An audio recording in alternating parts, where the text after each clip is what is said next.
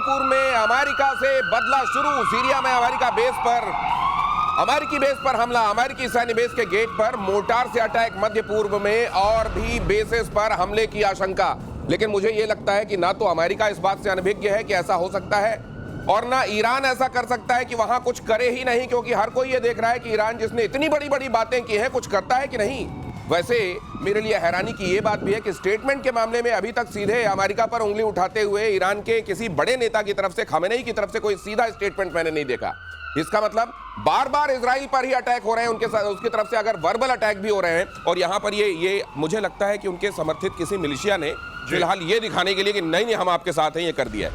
नहीं, बिल्कुल कर दिया है। और पिछली बार जब ऐसा बड़ा हमला हुआ था वो तब हुआ था जब कासिम सुलेमानी को मारा था बगदाद एयरपोर्ट के बाहर, जो कि इस्लामिक रेवोल्यूशनरी गार्ड कोर का चीफ था। जब एक प्रेडेटर ड्रोन ऊपर से उड़ा और दूर से 30,000 फुट से एक हेलफायर मिसाइल मारी थी उसकी गाड़ी के अंदर, और जनरल कासिम सुलेमानी को खत्म कर दिया। वो भाप बन गया लिटरली।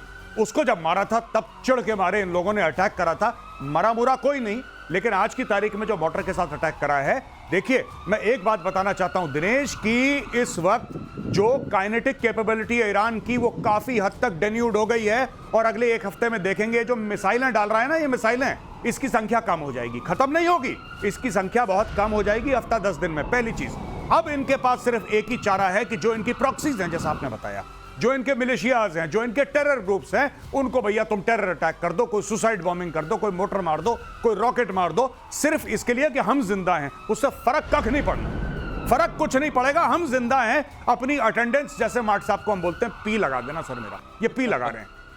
ये केवल टोकन प्रेजेंस है, उसके अलावा कुछ नहीं। अगली खबर देखिए। यहां पर तो आपने देख लिया कि किन जगहों पर कितने जवान तैनात। हालांकि इसको लेकर एक बार दिखाइए प्लीज, ये आपने बढ़िया ग्राफिक बनाया, एक बार दिखाइए मेरी प्रोडक्शन टीम ने। ये देखिए, ये जो अलग अलग जगहों पर सैनिक तैनात हैं। हालांकि इनकी संख्या के बारे में अमेरिका कभी वैसी सूचना नहीं देता और वहां हमेशा सैनिकों की तादाद बदलती रहती है। लेकिन क्या ये बेसिस जो हैं ये खतरे में है? मार्शल पीके श्रीवास्तव, ये तो इन्होंने भी भांपा होगा कि जब हम ये करेंगे तो ये काउंटर हो सकता है। देखिए, काउंटर ईरान की तरफ से होना, जैसे गौरव ने बताया, उसकी पॉसिबिलिटी बहुत ही कम है, क्योंकि अब उनके पास जो इक्विपमेंट हैं जो वहाँ तक पहुँच सकते वो हैं, क्योंकि उन्होंने सारे दूर जाने वाले इस्तेमाल कर लिए हैं और बहुत थोड़े रह गए हैं। लेकिन उनको पता है ये चिंगारी लगाने से वो संभाल नहीं पाएंगे, तो यहाँ वो नहीं करने वाले हैं। लेकिन हाँ, जो मिलिशिया ग्रुप्स हैं वो करते रहेंगे, वो थोड़े बहुत इस तरह के अटैक करेंगे, जो कि कोई खास मिलिटरली कोई उसका महत्व नहीं है। लेकिन हाँ, उसके लिए वो सतर्क हैं, सजग हैं। जैसे कि आपके यहाँ टेररिस्ट अटैक्स होते रहते हैं, उसके लिए हम हमेशा सतर्क और सजग रहते हैं। लेकिन ईरान एज अ स्टेट, वो उसकी अभी हिम्मत नहीं है, ईरान की हिम्मत नहीं है, ईरान अफोर्ड नहीं कर सकता। एक बात और कह दूं, जैसा आपने बोला था कि खमेनेई का ट्वीट आया है और खमेनेई बार बार ज़ायनिस्ट स्टेट इजराइल बोल रहा है, यूएस को नहीं बोल रहा कुछ, कुछ नहीं कह रहा है। उसी प्रकार से जब ये अपने प्रॉक्सी से यूएस को अटैक करवाएंगे तो ईरान कम से कम ये कह सकता है कि साहब हमारे कंट्रोल में नहीं है, ये कर रहे हैं तो क्या ये करें, तो हमको इसके लिए जिम्मेदार क्यों ठहरा रहे हैं आप? और मिडिल ईस्ट में जबरदस्त तनाव बढ़ गया है। लेकिन ईरान पर अमेरिकी हमले के बाद से तनाव बढ़ गया है। बंकर और शेल्टर बनाने में जुटे हुए हैं कई देश। कुवैत में मंत्रालयों के नीचे बम शेल्टर बनाए जा रहे हैं। अब ये इतने बार यहाँ पर दूध जो है गर्म पिया है लोगों ने कि वो छाछ भी फूंकते हैं। और फिलहाल तो यहाँ पे छाछ के ऊपर से भाप भी उड़ रही है, तो उनको लग रहा है कि ये अब वो भले ही इवेपोरेट हो रहा हो, लेकिन ये जो होने लगा है, क्या इसके तैयारी कर लेना अच्छा है की तर्ज पे है? नहीं, बिल्कुल इनको लग रहा है कि ये लड़ाई फैलेगी, ये एस्केलेशन होगा, इनको ऐसा लग रहा है। क्योंकि एक बात मैं आपको बता दूं, जैसे कई बार सर और हम दोनों शो में डिस्कस कर चुके हैं आपके सामने कि Iran is not Pakistan. Iran को ना आप खरीद सकते ना ईरान को किराए पे ले सकते हैं। वो लड़ते लड़ते लड़ते एक दिन खत्म हो जाएगा। ईरान झुकने वाला मुल्क नहीं है। अच्छा है बुरा है बात की बात है, ईरान झुकेगा नहीं। पाकिस्तान की तरह नहीं है कि मुंह पे $4 मारे और जमीन पे लेट गया। तो लोगों को पता है कि अगर ईरान डूबेगा तो सबको लेकर डूबेगा।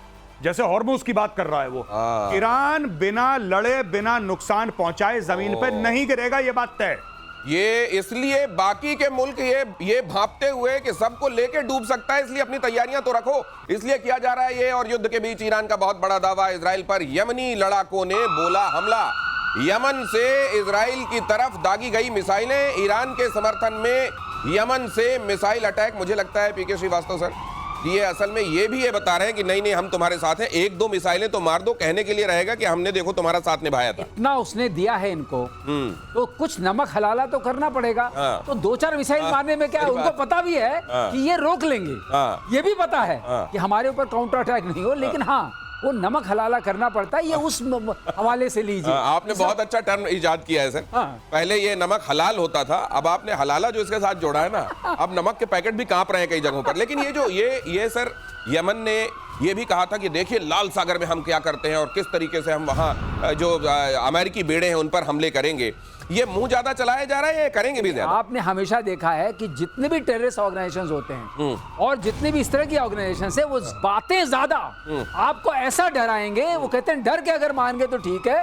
वो आपने देखा नहीं, अगर आप पास आए तो मैं आपको घूसा मार दूंगा। हाँ। घूसा मारने की ताकत नहीं है, ताकत नहीं। विचार है। ये वो वाला हिसाब किताब है। यमन में कौन है? हुथी बैठे हैं। हाँ भाई, ये हुथी मार रहे हैं। हुथी जब मिसाइल इसराइल पे मारेंगे तो सऊदी की जमीन के ऊपर जाएगा। और कल परसों हमने आपसे ये बोला था कि हो ना हो सऊदी अरब कभी भी इस लड़ाई में कूद सकता है। आपने कहा हमारी था, बात हुई थी। कही थे आप। ये वही चीज है कि अगर ये ज्यादा मिसाइल मारेंगे, कहीं ना कहीं सऊदी अरब की एयरफोर्स आएगी और इनको ठोकेगी और इनको बैलिस्टिक मिसाइल से इनकी मिसाइल और ड्रोन भी हवा से उड़ाएगी। सॉरी, एयर डिफेंस जो सिस्टम है सऊदी में। दिनेश, अब मुझे एक बात और आ रही है, एक प्रेडिक्शन और आगे आया, आप कह दीजिए। हाँ बोलिए। कि सऊदी अरब कूदेगा इस लड़ाई में। सऊदी अरब भी इस लड़ाई में बहुत जल्द शामिल होगा, आज ये एक्सपर्ट कह रहे हैं। प्रतिशोध में कहते हैं आगे होता हुआ दिखाई देता है। आज ये भी नोट कर लीजिए, देखते हैं क्या होता है। इजराइल का ईरान पर बड़ा हमला, 20 फाइटर जेट से सबसे बड़ा अटैक। करमनशाह हमदान में अफरा तफरी। तेहरान में भी इजराइल की एयर स्ट्राइक। ये देख लीजिए, तेहरान में तो एक जेल है एविन, वहां कहते हैं खामेनेई के सारे विरोधी बंद किए जाते हैं। वहां पे भी हमला करके गेटों पे कहा निकल जाओ भाई तुम लोग। वहां एक घड़ी लगाई हुई है सर, जिसको इजराइल के डिस्ट्रक्शन की घड़ी कहा जाता है। शब्द से लोग डर जाते हैं। हाँ, ये घड़ी मोरा दिल धड़के वाला जो है, एक घड़ी वो बाघेरी को भी दी थी यहाँ मुनीर ने, उसका भी यहाँ एक घड़ी बनाई भाई लोगों ने। खामेनेई ने कहा कि 15 सालों में देखिएगा आप इजराइल तबाह हो जाएगा। ये 2015 में कहा, तो 2021 में भाई लोगों ने घड़ी बना दी। इजराइल के डिस्ट्रक्शन की घड़ी जो काउंटडाउन लगाए हुए हैं कि 2040 तक इजराइल साफ। इतनी अगर आप दुश्मनी रखते हुए किसी को पोर्ट्रे करके बताएंगे कि हम तुम्हारे इतने बड़े दुश्मन हैं, तो इजराइल तो अभी तक बेचारा फिर भी बहुत सहता चला गया। नहीं, इन लोगों ने यही करा है।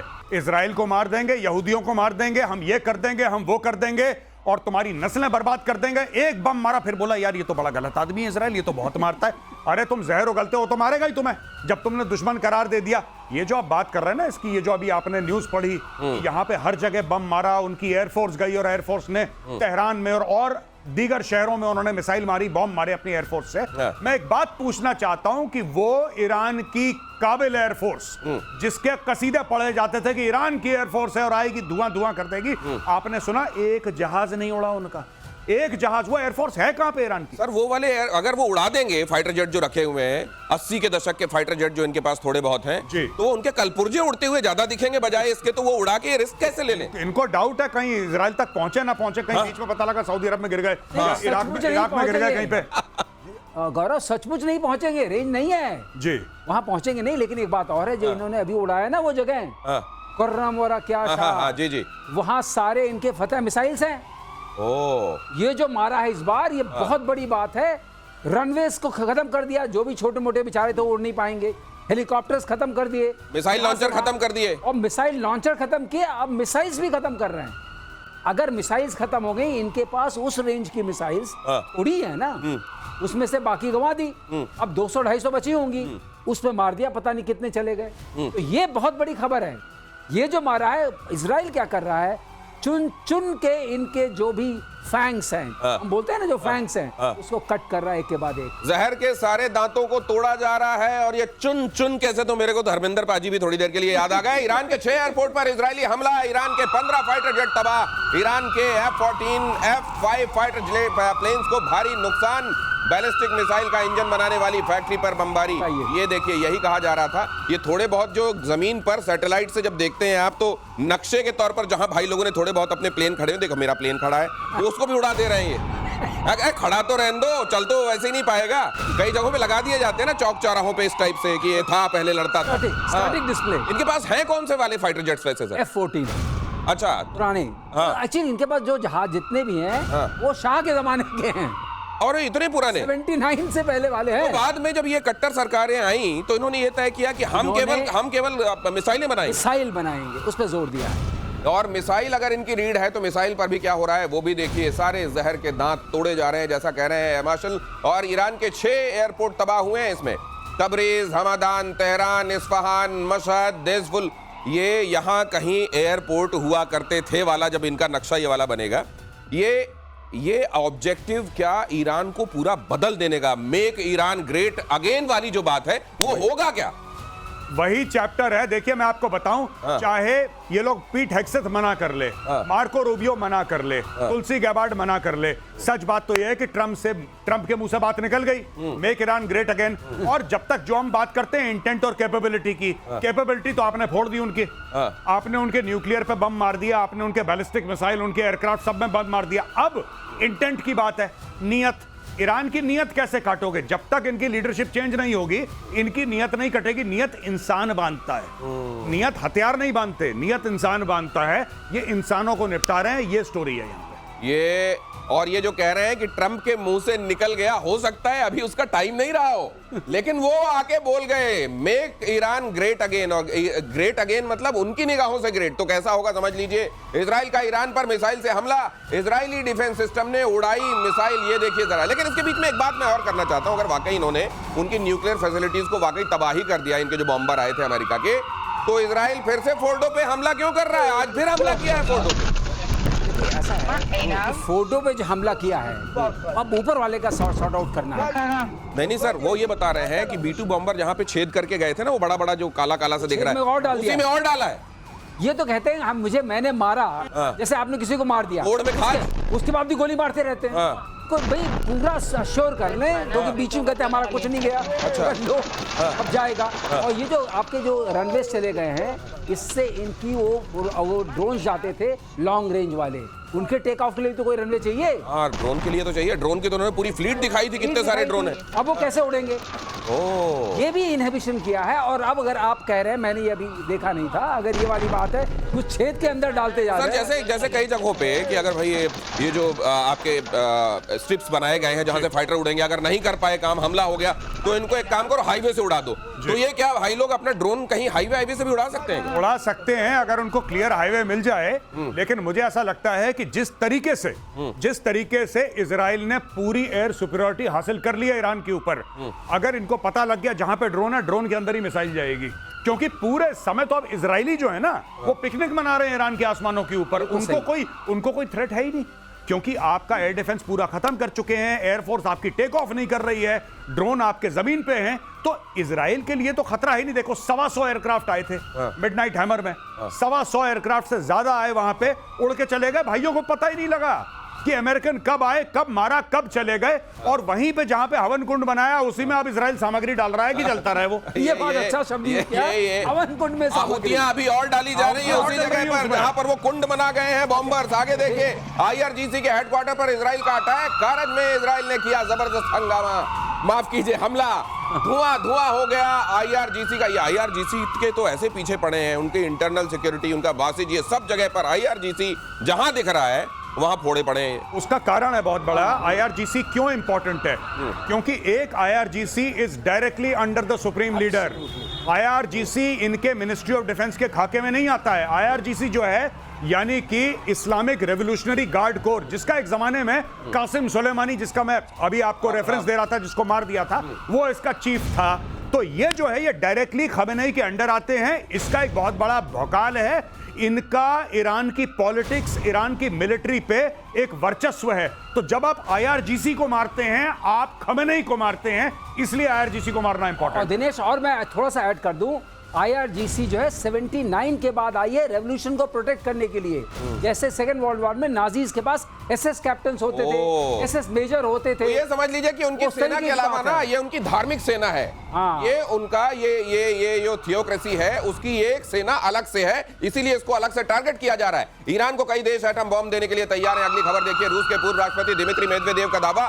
रूस के सुरक्षा परिषद के उपाध्यक्ष मेदवेदेव ने कहा, प्रेसिडेंट के पुतिन के सबसे करीबी मेदवेदेव ने कहा, ईरान की एटमी साइट्स पर US के हमले के बाद कहा कि हम न्यूक्लियर वॉर हेड कोई भी दे सकता है हम में से, ये कहा तो जा रहा है लेकिन ये कहने तक ही सीमित रहेगा। प्रतिशोध कल इस बारे में बात कर चुका है, कहीं मूड बदल तो नहीं जाएगा मेदवेदेव का? एक दे देते हैं चलो, हैं? कब भी नहीं। अगर आपने ऐसा कर दिया, अगर कर दिया रशिया ने और ईरान को न्यूक्लियर वॉरहेड दे दिया, तो भाई साहब चाइना पीछे हट जाएगा। सबसे पहले मैं आपको बता रहा हूं, अमेरिका कुछ करे ना करे वो बात की बात है, सबसे पहले चाइना अपना हाथ झाड़ेगा, बोलेगा भाई साहब कल से you are on your own, तुम अपना मैं तुमको नहीं जानता। नहीं, तुम अपना खाओ, अपना बिल दो भैया। क्योंकि देखिए एक ऐसी न्यूक्लियर बात है जिसमें ठीक है पाकिस्तान बिक गया, AQ खान उनका बिक गया, वो कोई बात नहीं है, लेकिन ये बड़े देश केयरफुल रहते हैं। Even North Korea, they are extremely careful. तो ये मेदवेदेव का एक डेस्परेशन वाला बयान है और मुझे नहीं लगता कि रशियंस को ऐसा बयान देना चाहिए कि हम किसी को न्यूक्लियर वेपन दे देंगे, वो भी ईरान जैसे रोग स्टेट को। अमेरिकी हमले के बाद ईरान के समर्थन में क्या कहा गया? ईरान को मिला रूस चीन का समर्थन। पुतिन के साथ मीटिंग करने पहुंचे ईरान के विदेश मंत्री।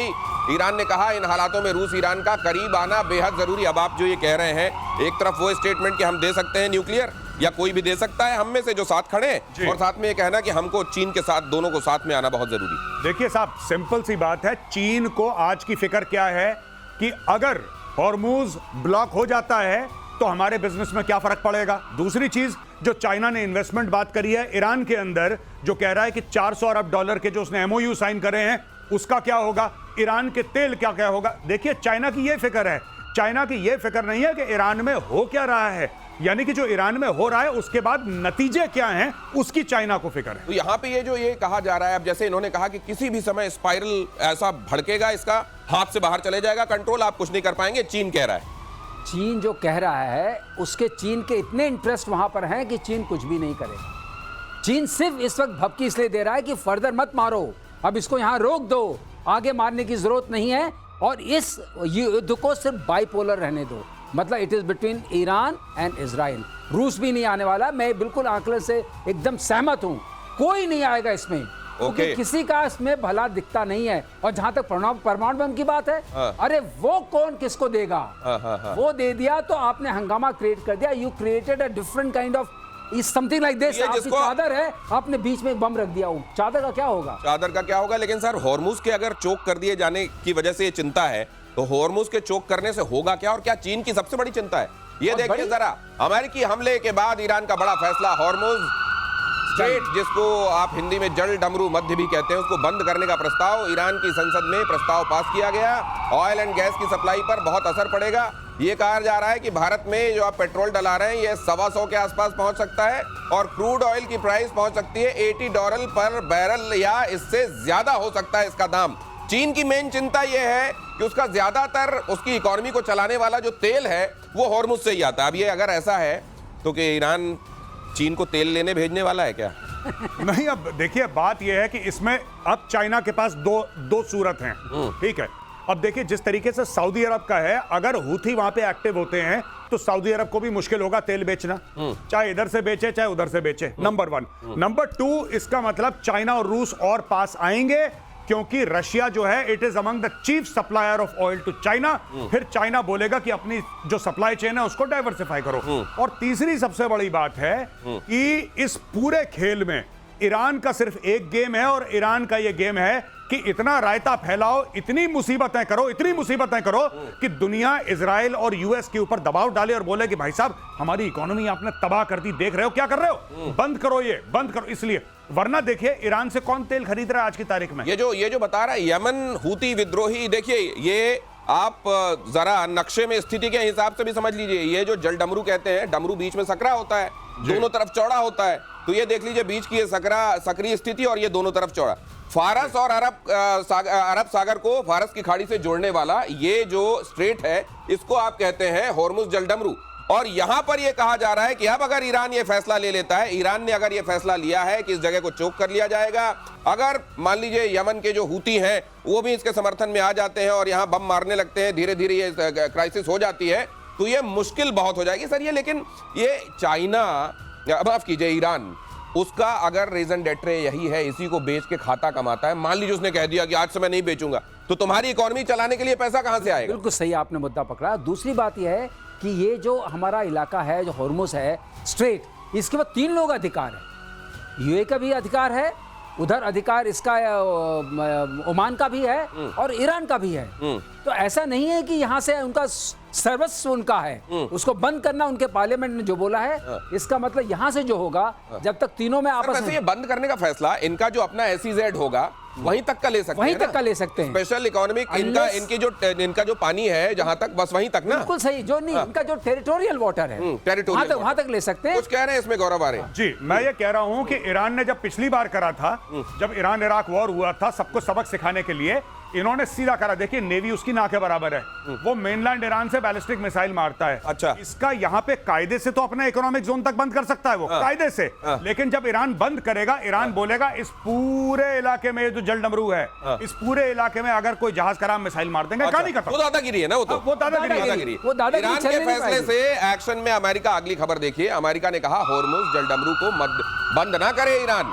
अमेरिका ने चीन से दबाव डालने के लिए कहा है। अब अमेरिका चीन से कह रहा है कि तुम उसको बोलो बंद ना करे वहां। तो चीन का 80% जाता है। हाँ, चीन कह रहा है मैं तो यही चाहता हूं। अब मैं कहूंगा अमेरिका का नाम लेके देखो, वो भी यही चाह रहे हैं, तो ये ठीक रहेगा कि तुम ऐसा ना करो। जी, लेकिन वही बात है, ईरान में अब बात चल रही है, मरता क्या ना करता। कुछ ना कुछ तो ईरान को रेडिकल करना पड़ेगा, क्योंकि अब IAEA का भी फैसला आ गया है, उनकी भी रिपोर्ट आ गई है कि कुछ तो भयानक हुआ है फर्डो में। अच्छा, कुछ तो खतरनाक हुआ है वहां पे। अब देखिए वो लोग एक्सेस तो दे नहीं रहे किसी को, लेकिन वहां पे कुछ गड़बड़ हुआ है। अब ये रजीम आप देखिए ना, 2-3 चीजें खमेनेई ने अपने सक्सेसर के तीनों के नाम बता दिए कि इनमें से देख लो। अपने बेटे को अलग कर दिया उसने, मुश्तबा को अलग कर दिया। तीसरी चीज है कि आपने उनके न्यूक्लियर ठिकानों पे प्रहार करा अमेरिका ने। चौथी बात है उनकी बैलिस्टिक मिसाइल, उनके ड्रोन का जो सिस्टम था, लॉन्चर थे, आपने नस्ते नाबूद कर दिया। अब ईरान करे तो क्या करे, और अगले 1 हफ्ते 10 दिन में जो इजराइल के ऊपर मिसाइल मार रहा है, उसका भी टेम्परेचर धीरे धीरे कम हो जाएगा। और ये जो अभी अटैक हुआ है अमेरिकन बेसिस पे, अभी तक आपने देखा पिछले 8-10 दिनों से इनके प्रॉक्सीज अटैक नहीं कर रहे थे। लेकिन उस समय तक मान लीजिए, जब तक इनको ये समझ में आता है कि अब तो हमारे लिए मुश्किल हो रहा है सर्वाइवल, तब तक अगर इन्होंने होर्मुज को बंद रखा तो क्या बड़ा आप एनर्जी क्राइसिस देखते हैं, खास तौर से एशिया में? शुरू हो गया है। हाँ। नहीं देखिए ऐसा है, लेकिन फिर भी हर देश के पास अपने 20-25 दिन का स्टॉक रहता है, तो ऐसा नहीं कि इमीडिएट क्राइसिस होगी। और अभी ये बंद नहीं हुआ है। मेरा आकलन ये है कि हॉर्मुज को बंद करना इनके लिए ज्यादा हानिकारक है, क्योंकि ये जो ईरान से आने वाला तेल है, एक तो ये सस्ता पड़ता था, दूसरा इसका इंश्योरेंस वगैरह में भी उतना नहीं लगता था जितना रशिया से आने वाले में लगता था। आपने सही बात कही, इसलिए ये वाली बात बढ़ गई है। अभी क्या होगा, वहां से जितने भी आएंगे शिप्स, उसमें इंश्योरेंस ऑलरेडी बढ़ चुका है, उसकी वजह से तेल का दाम बढ़ गया है। अगली खबर भी देख लीजिए, लॉन्च पैड पर ही मिसाइल पर अटैक।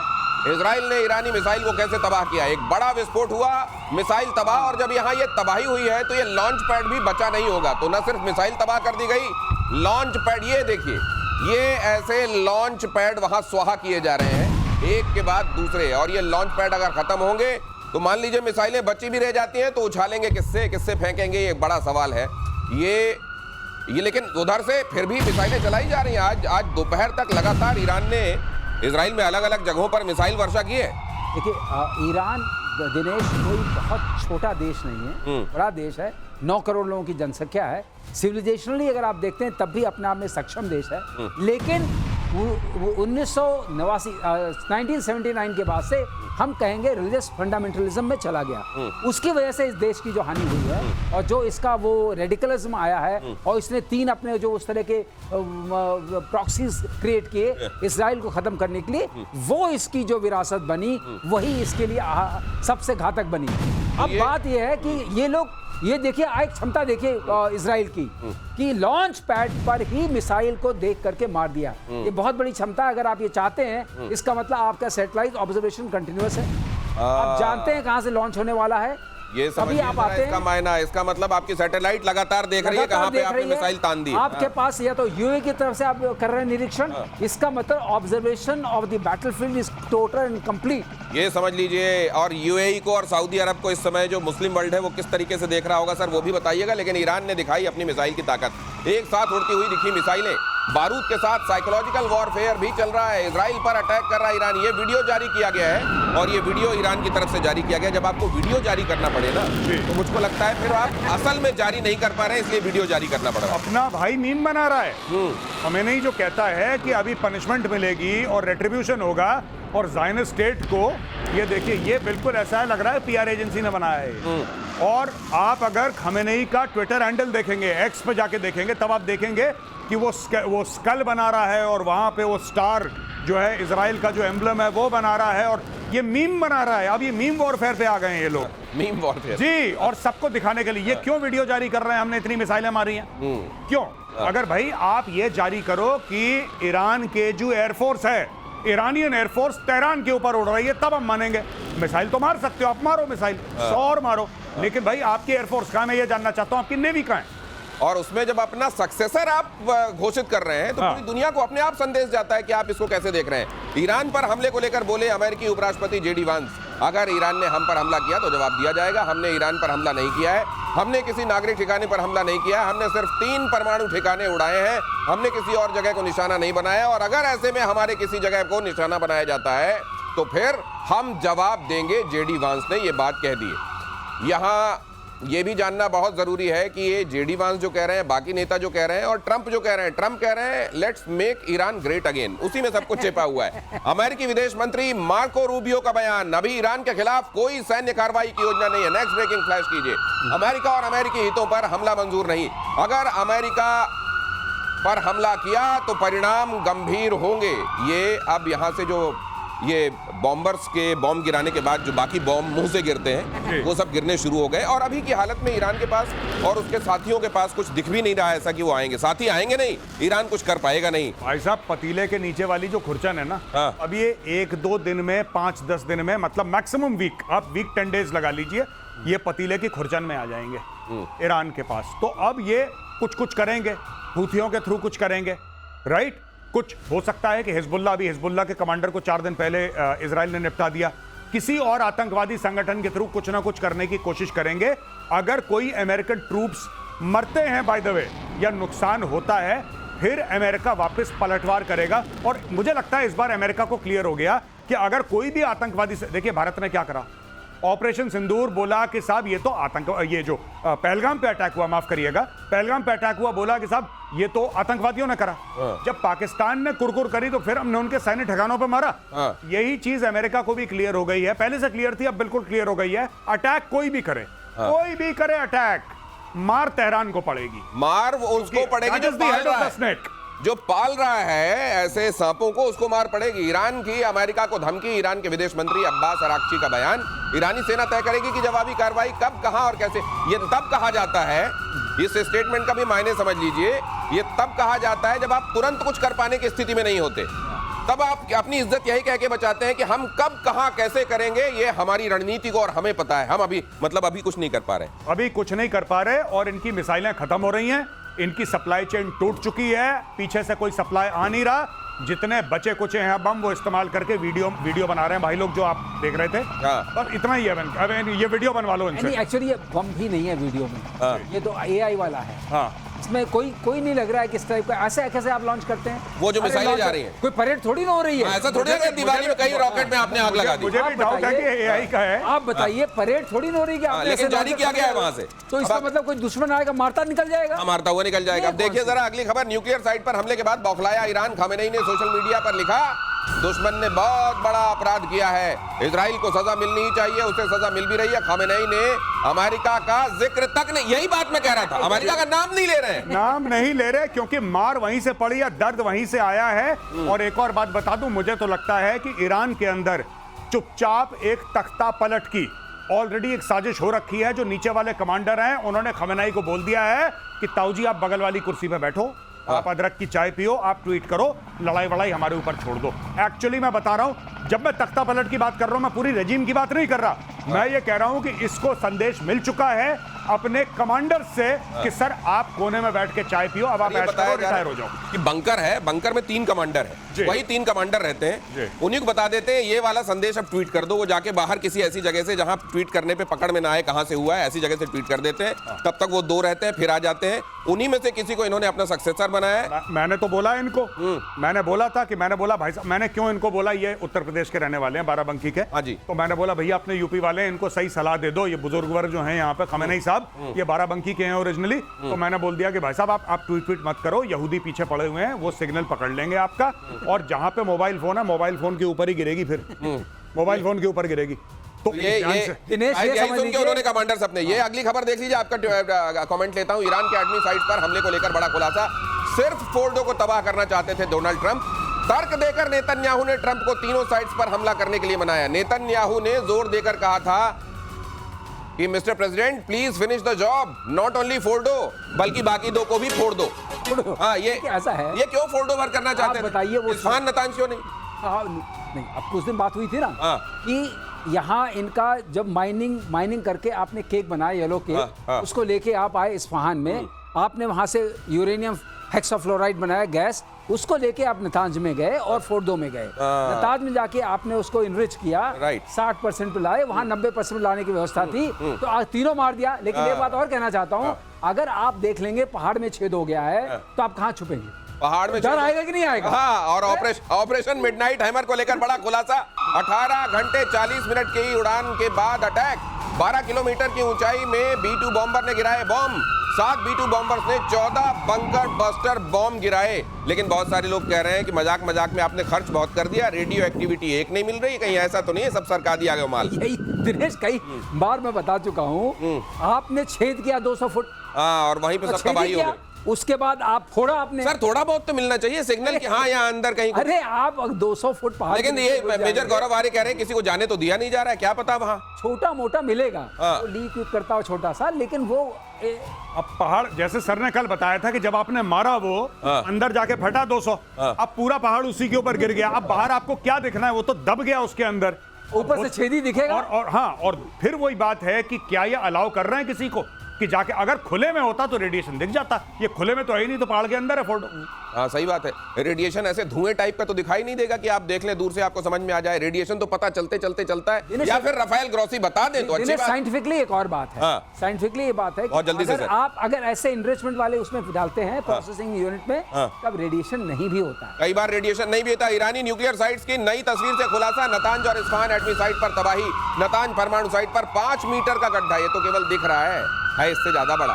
इस्फहान परमाणु केंद्र पर भी दिख रहा है नुकसान। ये कई जगह गड्ढे दिखाई दे रहे हैं जिनको हवन कुंड कह रहे हैं अभी मेजर गौरव आर्य, और जिसमें इजराइल और बॉम्ब डाल के आहुतियां डालता जा रहा है। ये कुल मिलाकर प्रतिशोध की ज्वाला, ये अग्नि लगातार भड़क रही है, और अंदेशे ये हैं कि कहीं दूसरे मुल्क भी इसमें शामिल तो नहीं हो जाएंगे। अभी तक लगता तो नहीं है, सब अपना अपना हित देख रहे हैं, लेकिन कब कहां किसका दिमाग कुछ और सोचने लगे। खासतौर से आप ऐसे मुल्कों के बारे में भी जानते हैं जो ईरान के साथ खड़े हुए हैं, जहां अभी कुछ सोचा जाता है और फ्रैक्शन ऑफ सेकंड्स में कुछ और।